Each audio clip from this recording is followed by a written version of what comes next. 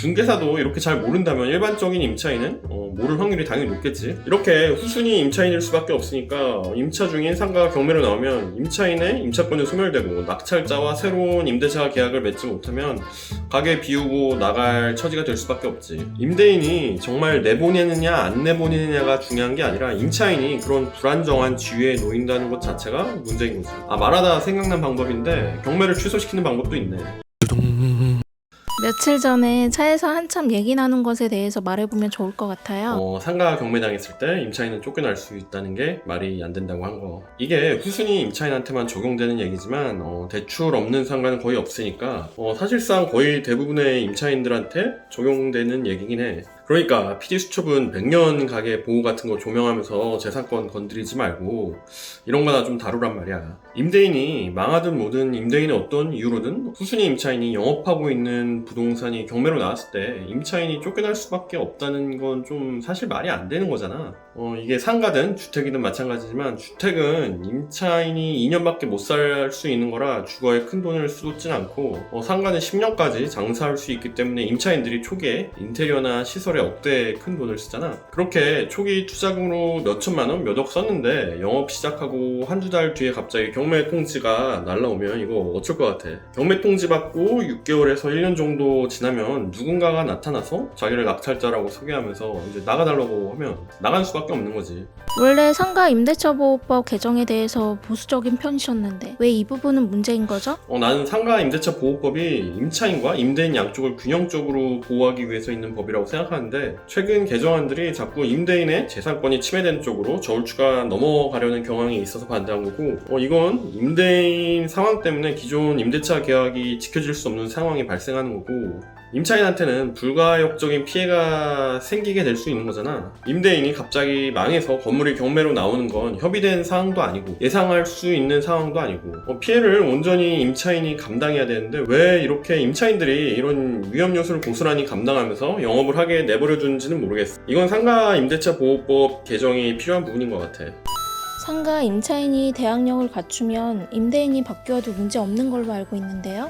상가 임차인이 부동산을 인도받고 사업자 등록 신청을 하면 그 다음날부터 대항력을 갖췄다고 하잖아. 이렇게 대항력을 갖추면 매매나 다른 이유로 소유자가 바뀌어도 임대인의 지위를 그대로 승계하기 때문에 기존 맺은 임대차 관계가 고스란히 이어지는 거라서 임차인으로서는 아무 문제가 없지. 그런데 문제는 경매나 공매로 이제 상가가 나오는 경우지. 경매가 실시되면 대항력 여부뿐만 아니라 대항력을 언제 갖췄느냐까지 중요해지거든.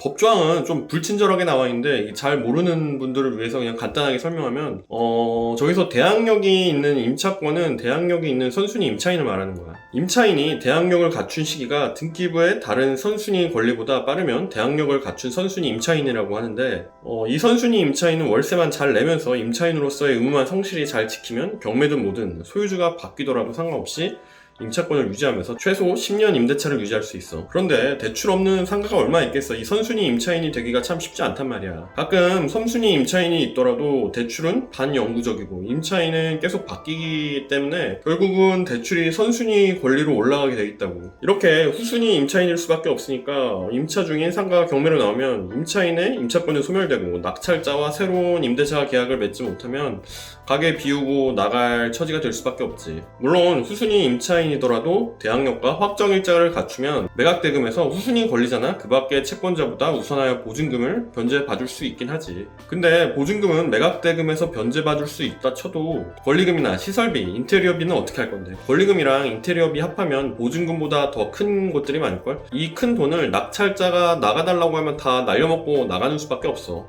근데 경매로 낙찰받은 낙찰자도 대부분의 경우엔 임차인이 그대로 영업하길 바라지 않나요? 낙찰자도 은행 대출 끼고 낙찰받았을 텐데 굳이 명도하고 새로운 임차인 받는 것보다는 조금 임대료를 물리던지 하더라도 바로 임대료 수익을 얻는 것을 선호할 것 같은데요? 대부분은 그렇지. 한 80% 정도? 그런데 만약에 낙찰자가 그 자리에서 본인이나 지인이 직접 장사를 하려고 낙찰을 받은 경우나 진짜 드물겠지만 지금 영업 중인 가게가 탐이 나서 그 가게를 홀라당 먹을 목적으로 낙찰을 받았을 수도 있는 거잖아. 아니면 내보낼 생각이 없더라도 임대료 협상에서 우위를 차지하기 위해서 임차인한테 일단 나가달라고 말하면서 압박할 수도 있는 거지. 임차인 입장에서 임대인이 저런 식으로 나오면 결국 권리금 회수를 위해서라도 임대료를 인상할 수밖에 없는 거고, 임대인 임대인이 정말 내보내느냐 안 내보내느냐가 중요한 게 아니라 임차인이 그런 불안정한 지위에 놓인다는 것 자체가 문제인 거지. 그런데 이런 내용을 임차인들도 알고 있을까요? 아는 분들도 간혹 있겠지. 이런 상황을 겪어본 임차인도 있을 거고, 그런데 대부분은 모를 거야. 왜냐하면 중개사분들도 잘 모르거든. 저번에 아는 중개사무소에 들어가서 중개사분들이 임차인들한테 물건 설명을 어디까지 하는지 궁금해서 물어보다가, 혹시 건물이 경매로 나오면 후순위 임차인들은 다 쫓겨날 수 있는 것도 설명을 해주냐고 물었더니 오히려 나한테 그런 거예요? 하면서 물어보더라고. 중개사도 이렇게 잘 모른다면 일반적인 임차인은 모를 확률이 당연히 높겠지. 그런데 이걸 모르는 게 중개사 문제도 아니고, 만약에 안다 해도 이걸 설명 안 해주는 것까지 중개사 탓은 아니라고 봐. 경매 공부를 따로 한 게 아니라면 당연히 모를 수밖에 없고, 이게 중개사 자격을 따는데 나오는 내용도 아니거든. 그리고 만약 안다고 해도 이게 중개 대상물의 하자도 아니고, 문제 생겼을 때 보증금 회수가 가능하냐까지만 설명하면 되지, 이게 권리금이나 인테리어 비용까지 보장되냐 안 되냐는 중개사가 설명할 의무는 없다고 볼 수 있으니까. 아무튼 임차인분들 중에 자세히 모르는 분들이 훨씬 많을 거고, 알아도 뭐 설마 그런 일까지 있겠어 하고 계약하는 게 현실이지. 이런 상황을 막기 위한 방법이라던가 임차인이 갖추어야 할 보호장치가 있을까요? 일단 제도적으로 가능한 것은 없어. 그래서 상가임대차 보호법 개정이 필요하다는 거야. 임차인들이 정말 보호받아야 되는 부분은 임대인과 임차인이 서로 자유의사로 적법하게 체결한 계약의 협의사항을 뒤집는 쪽이 아니라, 이런 제도적으로 미흡해서 보완과 개정이 필요한 부분이지. 결국 임차인이 자구책을 갖춰야 되는데 나도 좀 생활해봤는데 딱히 떠오르는 방법이 없더라. 선제적인 방법은 대항력을 갖춘 선순위 임차인이 되는 건데, 일정 규모 이상의 상가 건물에서 이 조건을 충족하는 건 정말 쉽지 않은 일인 것 같고, 사후적인 방법으로는 건물이 경매로 나왔을 때 임차인이 낙찰을 받아야 되는데, 이게 입찰한다고 낙찰받는 보장도 없고 임차인의 사정에 따라 불가능한 일일 수도 있잖아. 물론 임대차 계약 맺는 자리에서 임대인한테 경매로 건물이 나오면 그로 인한 피해를 보상해달라고 각서 써달라고 할 수도 있는데, 그럼 임대인이 그냥 가시던 길 마저 가라고 하겠지. 사실 그런 요구는 임대인한테 굉장히 불리한, 불공정한 요구이기도 하고, 현실적으로도 의미 없는 각서이기도 하고, 정말 임대인이 망해서 돈 한 푼 없다면 보상해준다는 각서 종이 쪼가리가 무슨 의미가 있겠어. 그래서 이건 임대인 임차인 간에 해결할 수 없는 사안이고 제도적 보완이 필요하다는 거지. 내 개인적인 생각으로 후순위 임차인이 있는 건물이 경매로 넘어가도 상가 임대차의 경우에는 낙찰자가 2년에서 3년 정도 기존 임대차 계약을 보장해주는 게 어떨까 하는데, 내가 법조인이 아니라서 이것에 대한 법적 작용이나 영향까지는 알 수 없고, 근데 내가 고민해보니까 이 정도가 제일 최적인 것 같아. 그래도 건물주 타이쿤 채널이 PD수첩처럼 사회 변화를 촉구하는 채널도 아니고 뭔가 임차인분들한테 도움이 될 방법을 알려드리면 좋을 것 같은데요. 내가 이런 상황에 처한 임차인이라고 상상을 하면서 내가 생각을 해봤어. 시간 순으로 말해보자면, 첫 번째로는 일단 경매에 나올 가능성이 높은 건물에는 안 들어가는 게 제일 좋겠지. 내 경험으로는 등기부를 보고 현재 임대인이 소유 중인 기간 동안 어떤 명목으로든 압류가 걸렸던 적이 있다면 그런 건물은 최대한 안 들어가는 게 좋은 것 같아. 이게 좀 일반화의 오류긴 해. 한번 압류되었던 물건은 나중에 압류가 말소돼서 멀쩡한 물건이 되더라도 소유자가 갔다면 다시 압류 걸려서 경매로 잘 나오더라고. 이게 정확한 방법은 아니지만 한번 참고해 볼 만한 것 같아. 두 번째로는 경매에 참여해서 낙찰받는 건데, 임차인이 현재 장사가 잘 되고 있고 돈도 좀 여유가 있다면 추천할 만한 방법인 것 같아. 이 경우 임차인이 가장 유리한 입찰자이기도 하고, 이 입지가 어떤지, 이 건물에서 얼마의 매출이 가능한지 임차인 본인이 제일 잘할 수밖에 없잖아. 경매는 대출도 많이 받을 수 있고 보증금도 공제할 수 있으니까, 몇 층짜리 상가 건물 전체는 아니더라도 점포 하나 정도면 생각보다 정말 적은 현금으로 낙찰 받을 수 있을걸? 대출 이자랑 본인의 현재 임대료랑 계산해서 낙찰받는 게 이득이라면 과감히 한번 투자해보는 것도 좋을 것 같아. 경매에서 낙찰을 못 받았다면 세 번째로 이제 앞에서 말한 대로 낙찰자와 협상하는 거지. 낙찰자가 그대로 계속 영업하게 해줘서 현재 임대차 조건 그대로 새로운 임대차 계약을 맺으면 그게 베스트고, 낙찰자가 임대료를 올리는 조건으로 임대차 계약을 맺는다고 하면 이제 이게 고민이 되는 판단을 해야 되는 건데, 임대료 증액 정도가 가혹할 정도일 수도 있고 미약한 수준일 수도 있잖아. 계약을 할지 말지는 임차인이 본인의 수익이나 투자금을 회수할 기간 등을 고려해서 판단해야지.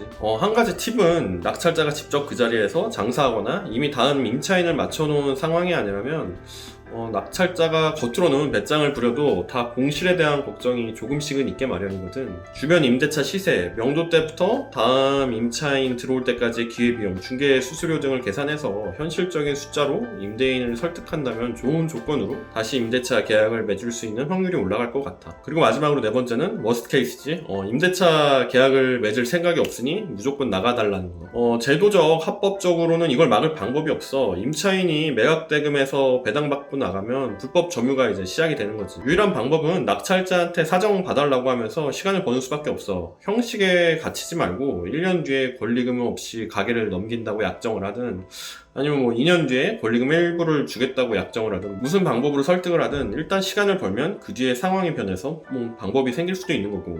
좀 반칙 같은 방법도 있긴 한데 6개월을 넘는 임대차 계약이라도 맺으면 상가 임대차 보호법에 의해서 보호받을 수 있어. 쉽게 말해서 계약서에 적은 기간과 상관없이 계속 장사할 수 있는 거지. 그런데 이건 어떻게 보면 낙찰자의 무지나 믿음을 활용하는 방법인데, 이렇게 상대방의 호의나 무지를 활용해서 뒤통수 치는 방법은 오히려 부작용이 더 크기 마련이라서 추천하지는 않아. 말하다 생각난 방법인데 경매를 취소시키는 방법도 있네. 선순위 근저당이 경매 신청 채권자라면 그 근저당을 변조해주면서 근저당 명의 변경하고 경매 취소시키면 다른 채권자가 바로 다시 경매를 신청해도 마무리될 때까지 대충 1년 정도는 더 시간을 벌 수 있을 것 같아. 경매 신청이 뭐 추가로 없으면 더 긴 시간을 버는 거고, 근저당이랑 보증금은 다시 회수할 수 있으니까 굳이 낙찰받아서 건물을 소유하고 싶지 않은 임차인은 이 방법이 좋을 수도 있겠네. 그런데 이 방법은 대출이 잘 안 될 거라서 경매로 낙찰받는 방법보다 오히려 현금이 더 많이 들어갈 거야. 마지막으로 이 영상을 볼 임차인분들에게 한 말씀 해주세요. 이런 갑작스러운 경매 상황 외에도 상가 임대차에서는 별의별 일들이 일어나는 거고, 부당한 일들을 당할 경우가 생기기 마련입니다. 부당한 요구를 하는 임대인, 임차인의 권리를 무시하는 임대인, 그리고 임대인 편에 서서 임차인의 당연한 권리를 보호해주지 않는 중개사, 사소한 단어 하나에 별거 아닌 전화, 문자 한 통에 몇천만 원, 몇 억의 손해를 볼 수도 있어요. 그런 거 공부할 시간도 없고 나중에 필요하면 변호사, 법무사한테 뭐 도움 받으면 되겠지, 이렇게 생각하는 분들 있으시죠? 물론 변호사, 법무사 의견을 구할 수 있지만 가볍게 오고 가는 대화 속에서, 갑작스럽게 진행되는 상황 속에서 그런 도움을 빠르게 받을 수 있을까요? 사안 하나하나마다 변호사한테 물어보고 자문을 구할 수는 없잖아요. 자신의 권리를 보호하고 재산을 지키려면 여러분 본인이 이런 지식들을 알고 있어야 합니다. 이 건물주 타이쿤 채널이 여러분에게 도움이 되기를 바라겠습니다. 그럼 저는 또 다음 영상에서 찾아뵙겠습니다. 감사합니다.